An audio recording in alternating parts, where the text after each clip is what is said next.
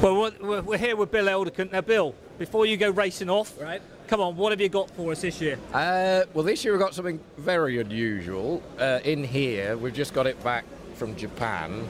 Local trip then? Local trip, yeah. Take you long. The sushi's very good. When I was having it. I mean, it's a Purdy over and under, and it was made for this particular Japanese client in the mid to late 80s.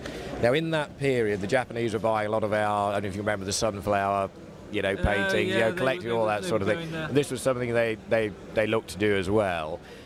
With a lot of guns that we don't get many back from Japan, but the ones we do get back aren't shot very often. There's sort of it was more pride of ownership and and to show. I mean, as you can probably see there, I mean the gun is virtually new. It's got detachable lock, which is very unusual for a Purdy. Is it? They're more known for Hollands. And just bits of features they put there. You can see they've got the Purdy in Gothic gold, there. And a gun that is, it is in virtually new. It's got 30-inch barrels, 28-inch barrels, very tightly choked with a ventilated rib. It would have been made for clay shooting. Is it? That was what it was, clay shooting. Which is a bit like buying an Aston Martin to go rallying with. But they sort of did that. I mean, and as I say, really hardly shot. You've got to be a bit careful what you say, but of course, obviously quite a short stock, as it was a Japanese client, which is a shame, but obviously it could be restocked. Yes. And a gun now, if you order this new, with all the package, the case, everything, 2 sets of barrels, you're getting on towards about 120,000 now new. Is it really? And probably when he bought it in the late 80s was probably only 40 to 50 then. So it's a fabulous looking gun. So again, it's it's got the wow factor, I suppose, the modern the modern description. Yes. And on sort of side by sides, anything interesting? We've got a couple of interesting ones here. Now that's pass on, Brian. Now this is an Asprey, which Asprey jewellers, sort of in the late 80s, early 90s, started to make a lot of guns. Had a lot of Arab clients and people, and started to make a lot of guns then. And they're basically, it's done on the Holland assisted opening action, 9-pin action.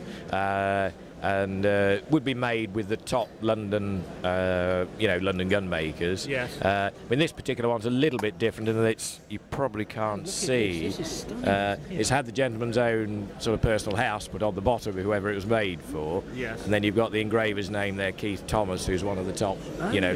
London engravers. And again, you look there. I mean, you can see there. You've got the partages there. If you look in the back, you've got the fence, the bird coming over, the church, the clouds. A lot of detail that. Yes, it doesn't make you shoot any better. No, but, it's pride of quality. That's it, pride of ownership. And so, Asprey. So what sort of numbers did they produce then, Bill? I'm not sure. I mean, I've been involved with quite a few, but I don't know. Would they have made 100 guns? I don't know whether they would. Really? It's that so sort of. So it is quite numbers, it's small numbers. Collectible in its own right. Well, but it is really. They have a good following. Yeah, I mean, they're again with the.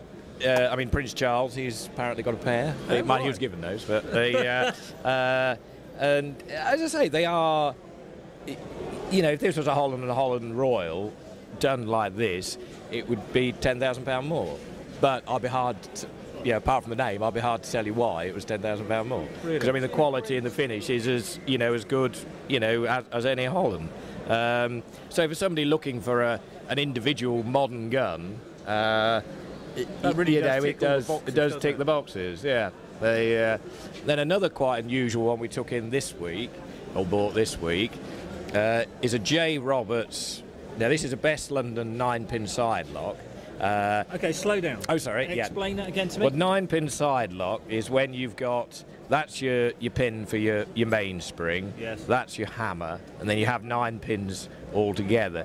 Now that means that you've got a sear, an intercepting sear, the bridle that holds the hammer in place. So it's the most reliable side lock action you can have. And this particular one, it's a beautiful gun, little 20 bore. It is beautiful, but it's actually engraved by, I suppose, really is looked upon as the engraver, a chap called Ken Hunt, who it's done all the lovely scroll work That's here. beautiful. But with this gold, they cut it away underneath, and then they hammer all the gold on, and then they do all this very fine engraving there. Stunning, isn't it? I mean, you look at the dog. I mean, the eye, dog's beautiful. The detail in the eye. the eye nearly follows you. Yes. And yes, I mean, Roberts isn't as known a name, again, a bit like Asprey, really. Not as known, as Purdy Holland Boss. But again, the quality and everything in there is, second to none. So that's a lovely story, isn't it? And again, there, have you come across many of the Roberts? No, to be honest, no. Again, he doesn't. I mean, Paul Roberts, he's still around, and Jay Roberts is still going. Yes. It was his father, my sort of grandfather, do very well, and the old buffers of the gun trade. Mind you, I suppose I'm getting one of those now. But so we're still, still seeing these, unusual things. I mean, you see, the price of that is less than what an AYA #1 Deluxe would be now. And, personally, I think, chalk and cheese, which one I'd buy. But, yeah, that is beautiful, isn't it? Yeah, so we're still... Yeah, there's still a few bits coming along. It's amazing how they do. You think there's nothing, and then all of a sudden another bit will appear. And, well, that's lovely. Thank you very much indeed for sharing that with us. My pleasure. And we'll no doubt we'll see you a bit later in the show. Yeah, lovely. Thank you very much. Thank you. Cut. Oh, my pleasure.